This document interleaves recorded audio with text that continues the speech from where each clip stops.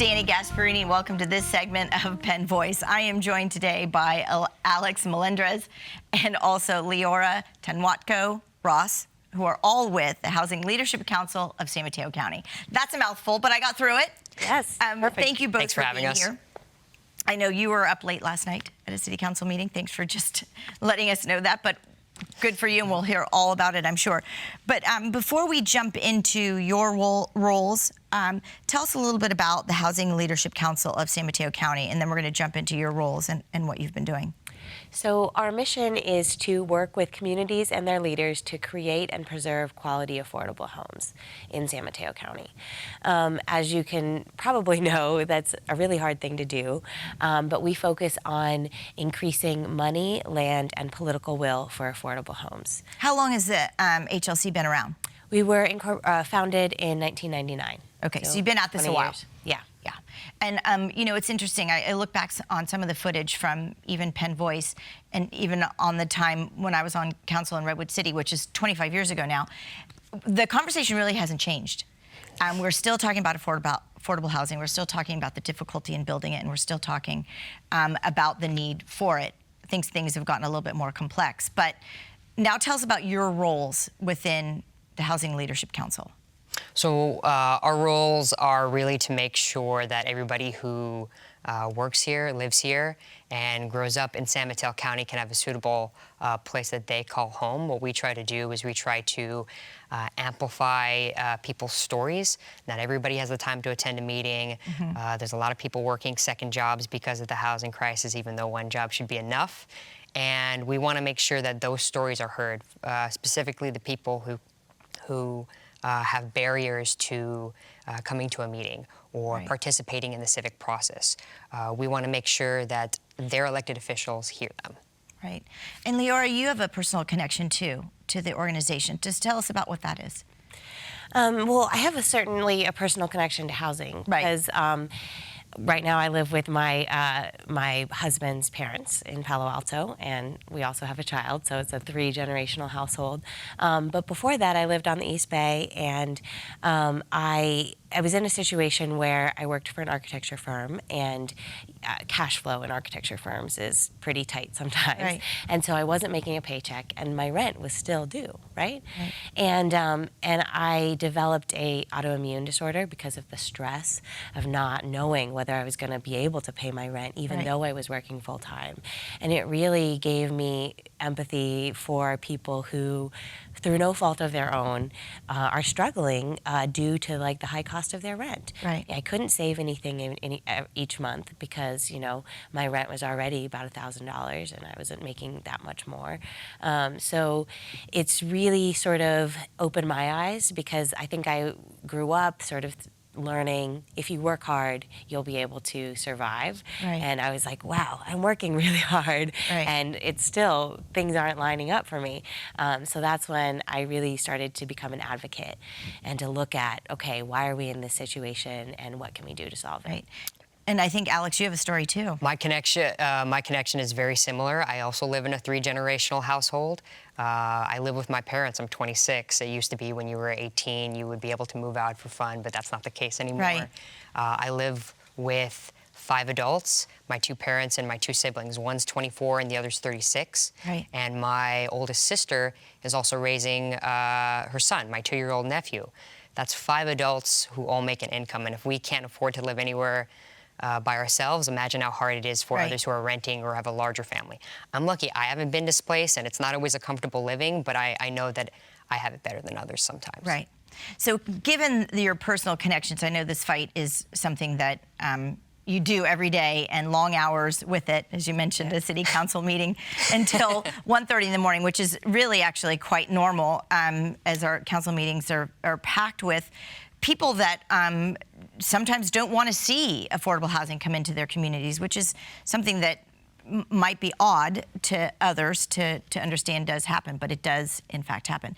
We know the challenges. We've heard 2 stories here. The other challenges are you have to live in affordable areas, which tend to be 50, even 100 miles away from where your job is.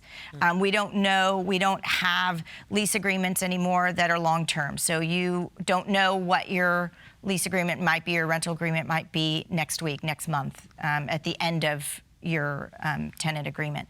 So we know the challenges. What's happening with regard to the solutions? What are we doing? So at HLC, we have a campaign to prioritize housing on Caltrain land, which is all, prime real estate, and it's next to the train stations. Given that we have protected 75% of the 75% of the land in San Mateo County, the little parcels that are along El Camino and along the Caltrain line are incredibly valuable. And a lot of them are surface level parking lots right now. What can we do to maximize those parcels, right? You can put parking underground, you can have a level or 2 of parking and then have housing or businesses on top of it. So I think part of the solution is really talking to our cities and saying, look at all this value we have. Let's make sure we don't waste the land parcels that we have. Another solution we're working on, sorry, Alex, is repealing height limits in the city of San Mateo, because that does impede affordable housing production. They have density limits as well, right? And so when you have people who are, for example, looking for a condo next to Caltrain, they're like, well, there's some in Redwood City, there's a couple in San Carlos here, but there's not many options. And we want to make sure that those people, as well as the people that need affordable housing, have more options around here. And Alex, I know you wanted to weigh in too. I was going to mention that one of the other things that we really focus on is in also increasing money for affordable housing. We know that building housing is very expensive as well. One of the things we've done is we worked with the Board of Supervisors, who've done an amazing job increasing funding for affordable housing. They're increasing money this year from their Measure K and the general fund as well. And really finding money for affordable housing is another thing that really needs a focus on, whether it be public funds, private funds, the state. We need more money to build more affordable housing. Now, I know some communities have housing impact fees. So if a commercial building is going to be constructed in their city, that commercial building has to give its fair share into a housing fund, so that those new workers that they're going to generate with this new building have a home. They have a place they can rent or purchase or what have you. A lot of cities have found that now that they have these funds and they actually have some money in them, but the cost of purchasing land is so great that it either depletes the fund or the funds are sitting there because there isn't land available. How are you helping communities understand even these housing impact fees, which I think are great to do, but how do we unlock them? How do we partner those funds to do projects, maybe not in their own city? Yeah, a lot of those funds, for example, in Millbrae, they had some of those funds help fill the gap in their affordable proposal nail BART. So you don't have to necessarily buy land or build it from the ground up. You can just give it to a developer who already owns the land or something like that. So that it helps with their density and their ability to build more units so that they can keep several of them affordable. Or fills any funding gaps that they have. The other thing that we are kicking around at HLC trying to figure out how to make work is the idea of cities sharing their impact fees, so they can pool together and build something. And I don't know how technical you want to get, but having RENA sharing, and so the number of units that a city is asked to build by the state, you can say, well, I think Woodside did this with the Kenyatta College teacher housing. They said, we're not going to build it in Woodside, but we'll get credit for it because we're going to build it next door in Redwood City. So. And we probably don't have time to go into all the layering of what the state has sort of demanded of cities in building new homes and affordable homes, and we even had legislation that was being proposed about mandating cities at a state level to reach certain affordable housing numbers. We won't go into that, but where can people go to learn about what their local community is doing to inspire and attract affordable housing? So one of the things that individuals could do is they can, we provide a lot of information ourselves at the Housing Leadership Council. They can go to our website. We just released a report recently on what San Mateo is doing in their city and how San Mateo needs more homes. As far as other cities, Leora?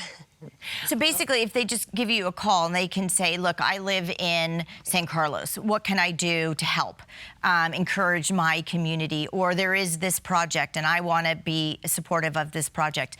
How can I do that? How can I help? And you have ways in which the people can come to meetings or help support Exactly, yeah. projects in their community. Yeah, we have, newsletters that go out to every city, like what's happening in San Mateo, what's happening in Redwood City, what's happening in Millbrae. And, they can follow our Twitter and our Facebook and all of that. Our phone numbers are on the website, too. Yeah. My cell phone numbers and on my card. We usually give them an option to be like, here's a meeting you can show up to. If you can't make that, here's how you can send an email or get involved in our endorsement committee with a proposal or a policy in your city. Right. So these are some of the opportunities that we try to give people to have them have a voice in their own city. Right. And Alex, I think you bring up a great point. Because I live in the city of Redwood City, I shouldn't just stop my support within the city of Redwood City. If San Carlos or Belmont or Menlo Park or Burlingame or Millbrae is proposing a great housing project, I should come and speak up there, because we need to start thinking regionally about our housing. It's not going to be solved by one city at a time. How do you encourage folks to kind of step out of their neighborhood and look a little bit more regionally? We just try to tell people that these are the impacts of the housing crisis. It's. I think you hit the nail on the head. It's a regional issue, and sometimes the effects of one city can have a impact on another city.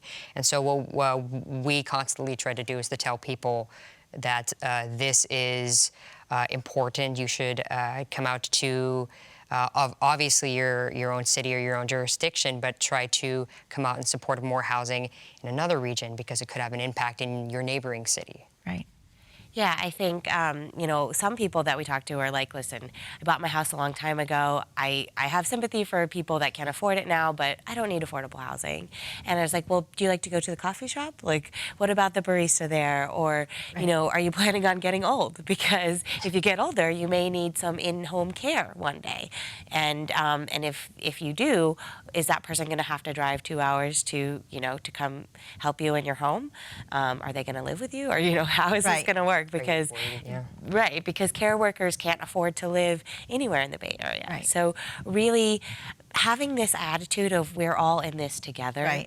And that's something that I think is a little bit changing about the Bay Area, is it feels a little bit more like New York, right, where it's like, I'm really driven. I'm worried about myself. And I think, at least in our offices, we really talk about community, neighbors.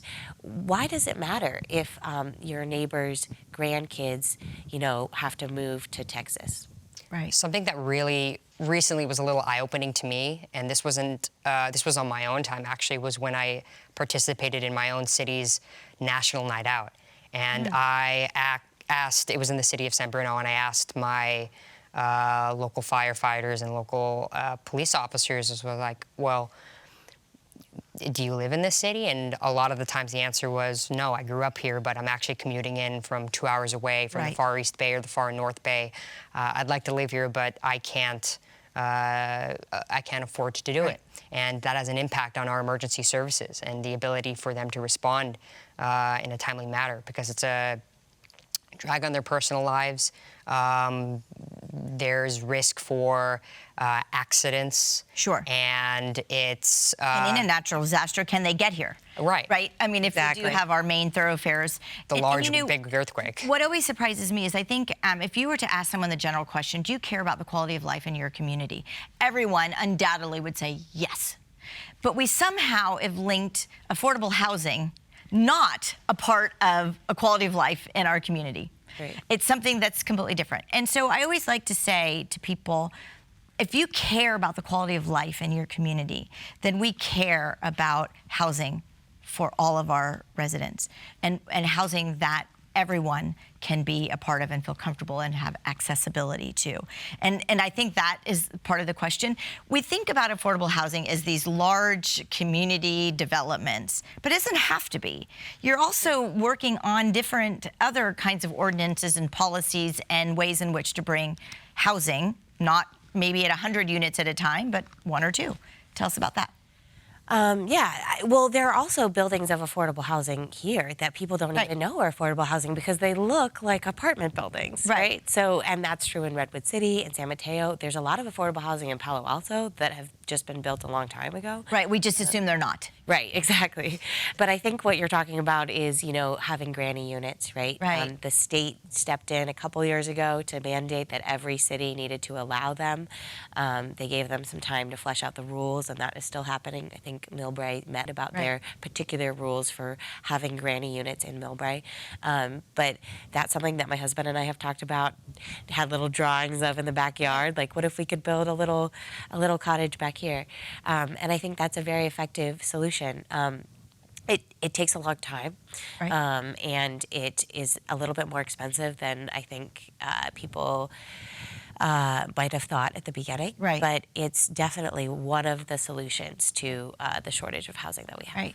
And we just have about 30 seconds left, so I'll leave it up to you to kind of give us that sort of wrap up as to what we want to take away with the Housing Leadership Council and how we might help or what we can do in our communities. So we think that the housing shortage and the traffic here was it was a series of policy decisions that were misguided. And we believe that there are policy solutions to the high rents and to the bad traffic. We're also a member-supported organization, so if you join our membership, you would be giving us the financial support that we need to do the work that we do. Well, and if we want to become members, we would just go to your website, and there's I'm sure, a button that we click through that says "Become a member," and we can do that. And I hope that after this program airs, there will certainly be a lot of folks who will click through and become members. The work you do is so crucial and critical for San Mateo County, our residents, our workers, and we thank you for the tireless and countless hours that you both dedicate, all of your staff dedicate to this issue. And thanks for coming on our program. Thanks for having us. And we'll see all of you next time. Please jump on their website, and we'll see all of you next time on Penn Voice.